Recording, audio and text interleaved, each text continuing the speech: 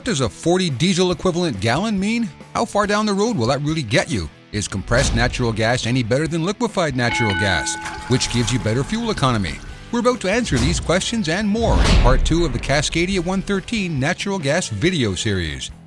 Jim Park here, freelance trucking journalist and test pilot extraordinaire. I'm in Napa, California once again, and we're about to dig deep into natural gas to find out why it has become such an attractive alternative to diesel fuel. First, let's get into some of the differences. Natural gas is a little different from diesel. It has a lower energy content per gallon than diesel fuel, so fuel economy measurements can get a bit complicated. We often hear the expression diesel equivalent gallons. When we hear such a number, the calculations for measurements of different volumes of natural gas and diesel, as well as the lower energy content, have already been taken into account. It's about as close as a comparison as we're able to make. Brian Daniels, Freightliner's powertrain product manager, says there's a 10 to 15% difference in the energy output of natural gas compared to diesel.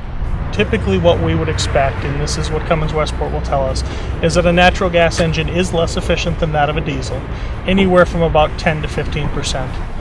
So if your diesel engine is getting 7 miles a gallon, then your natural gas engine would typically get 6.3 miles per gallon. We also hear the term diesel equivalent gallons applied to fuel tanks. It's certainly useful to know how much usable fuel you have on board, but can you make the comparison of a given volume of a compressed gas to a gallon of liquid fuel like diesel? Now when you talk about the rating of a natural gas tank, so the specific tank provider will rate that tank at a given mile per gallon to say that this tank is this back of cab system is 100 diesel gallon equivalents.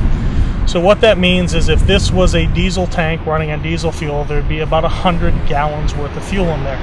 The important thing to note is that because it's a compressed fuel and because unlike a liquid we can never squeeze 100% of that fuel out of the tank, that in reality what you have is about 80 gallons or 85 gallons in a 100-gallon system. There's going to be a percentage of that somewhere in the 15%, 20% range that's just not usable fuel. It's still there.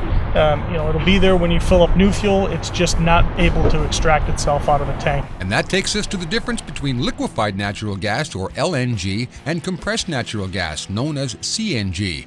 The natural gas entering the engine is always in a gaseous state, but some applications, particularly long haul, can increase the onboard fuel capacity by storing it in a liquid form. Our Cascadia 113 has a compressed natural gas, or CNG, storage system.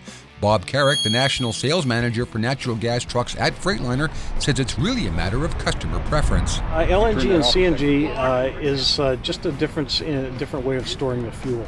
LNG, liquefied natural gas, is cryogenically frozen to 265 below zero, which allows you to store fuel in a saddle tank very similar to diesel.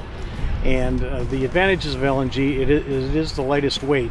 It's just a small incremental weight gain over diesel, maybe 200 to 400 pounds. And it's also the fastest to fuel. You can fuel a truck in 15 gallons per minute just about any place you have LNG. CNG, compressed natural gas, is the same methane, but it's compressed to 3,600 psi and then stored in pressurized containers. And the difference in that is it takes a little bit. The downside of that is it takes a little bit more tankage to keep the same amount of fuel, and that adds weight to the vehicle. The advantage of CNG is it's available in many locations, and it's relatively cheap. It averages about $1 a gallon less than LNG. The Cascadia we're looking at today, the 113 with the Cummins-Westport ISX-12G, has a capacity of 115 diesel equivalent gallons, 40 in the saddle tank and 3 25-gallon tanks stacked behind the cab in the fuel cabinet. If we take 20% of the fuel that remains in the tank out of the equation and calculate the range based on about 6.5 miles per gallon, we arrive at a range that's just shy of 600 miles.